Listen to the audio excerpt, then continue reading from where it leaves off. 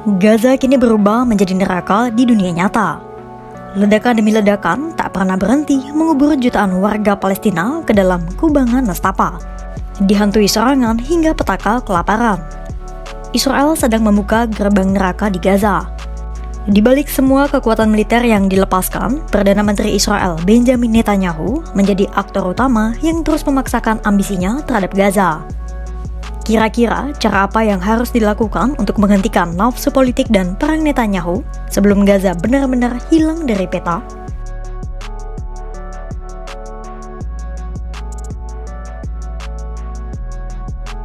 Israel terus menggempur Gaza dan meratakan bangunan tinggi di kantung wilayah itu satu persatu.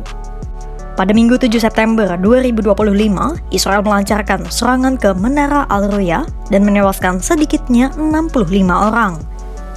Kepala jaringan LSM Palestina, Amjad Shawa, menyampaikan kepada Al Jazeera bahwa situasinya benar-benar menakutkan dan menyebarkan kepanikan di antara masyarakat. Padahal, gedung 7 lantai yang terletak di Gaza Selatan itu digunakan warga sipil sebagai tempat perlindungan. Dari video yang beredar, tampak sebuah ledakan meruntuhkan bangunan bertingkat tinggi yang disusul kepulan debu dan asap tebal. Di saat serangan terus menggempur Gaza, selebaran-selebaran yang berisi perintah evakuasi alias pengusiran massal pun terus dibagikan. Dalam selebaran itu, militer Israel memerintahkan warga Gaza untuk mengungsi ke arah selatan ke tempat yang disebut sebagai wilayah kemanusiaan. Namun, banyak warga Palestina yang telah berulang kali terusir mengaku skeptis dengan perintah evakuasi terbaru dari Israel. Menurut mereka, perintah itu hanyalah bentuk kebohongan lain dari Israel dan menegaskan tak ada lagi tempat yang aman di Gaza. فيش أي منطقة آمنة ما تردش عليهم، هذا كله كذب ولا منطقة آمنة، اللي بيقولوا لك آمنة أول ما بضربوا اللي هي كله كذب، بس بدهم يحصروا الناس يقتلوها تخنق بعضها الناس عشان تقعد كل عائلة 3 عائلات في خيمة ويخنقوهم ويضيقوا عليهم الحياة. Kini, lebih dari 64.000 warga Palestina tewas, pengusiran massal terus didorong, dan krisis pangan semakin parah.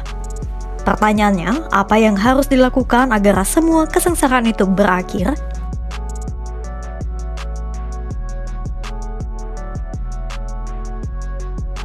Beltru, analis The Independent, memaparkan pandangannya terkait apa saja yang bisa dilakukan untuk menghentikan ambisi mematikan Netanyahu.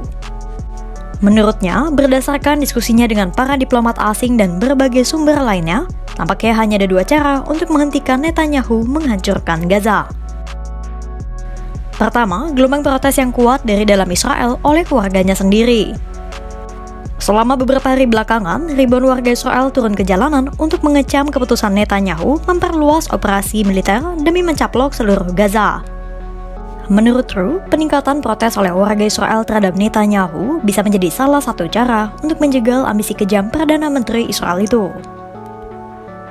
Pasalnya, saat ini bukan hanya warga sipil dan keluarga sandera yang bersuara menentang keputusan militer Netanyahu.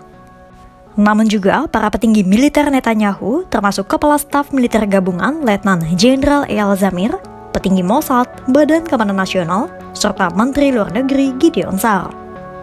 Ratusan tentara cadangan juga telah membentuk sebuah gerakan untuk menolak panggilan dinas jika militer Israel memerintahkan mereka untuk turun ke medan perang di Gaza.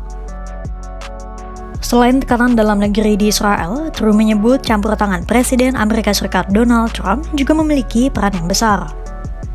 Amerika Serikat bisa meninggalkan posisinya sebagai pemasok senjata terbesar ke Israel dan berhenti mengirim alutsista ke Tel Aviv. Selain itu, sebagai sekutu terdekat Israel, Trump bisa saja memberi tekanan pada mitranya itu untuk segera menghentikan perang. Pasalnya, sejauh ini Trump secara tegas menyatakan bahwa ia memilih untuk tidak campur tangan. Namun, Trump justru memberikan tekanan terhadap Hamas. Pada Minggu 7 September 2025, Trump telah memberikan Hamas peringatan terakhir. Trump memaksa Hamas untuk menyetujui proposal yang dibuat Amerika Serikat. Meski demikian, tak dijelaskan lebih rinci apa isi proposal terbaru itu. Negara-negara Eropa sejatinya telah menekan Netanyahu untuk menghentikan perang di Gaza. Namun tanpa Amerika Serikat, True skeptis tekanan Eropa itu tak akan didengar Netanyahu. Pertanyaannya, bisakah kedua cara itu benar-benar menghentikan ambisi Netanyahu dan menciptakan gencatan senjata di Gaza?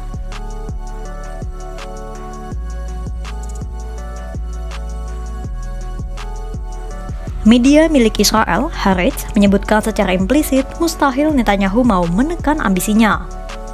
Pasalnya, perang berkepanjangan menjadi senjata utama bagi Netanyahu untuk menyelamatkan karir politiknya. Ditambah, Israel juga punya tuntutan berat yang kecil kemungkinan akan disetujui Hamas. 5 tuntutan itu termasuk dibangunnya otoritas pemerintah di Gaza yang tidak terafiliasi dengan Hamas maupun PLO, demilitarisasi Hamas, hingga pengusiran massal warga Gaza menuju zona dekat perbatasan Palestina-Mesir. Mustahil Hamas mau menyetujui tuntutan Israel itu karena berpotensi membuat Gaza menjadi wilayah pendudukan yang selalu berada di bawah Israel. Gaza telah menjadi simbol kesengsaraan dan tragedi kemanusiaan. Lebih dari 64.000 nyawa melayang, jutaan orang tak lagi punya apa yang disebut rumah, dan sebuah kota hancur lebur dalam api perang. Di balik semua itu, Netanyahu masih terus memaksakan ambisinya meski tekanan datang dari dalam negeri Israel hingga dunia internasional. Pertanyaannya, sampai kapan dunia akan membiarkan gerbang neraka ini terus terbuka di Gaza? Dan siapa yang akan benar-benar berani menghentikan nafsu kekuasaan Netanyahu sebelum semuanya terlambat? Pantau terus perkembangannya hanya di kanal YouTube Kompas.com.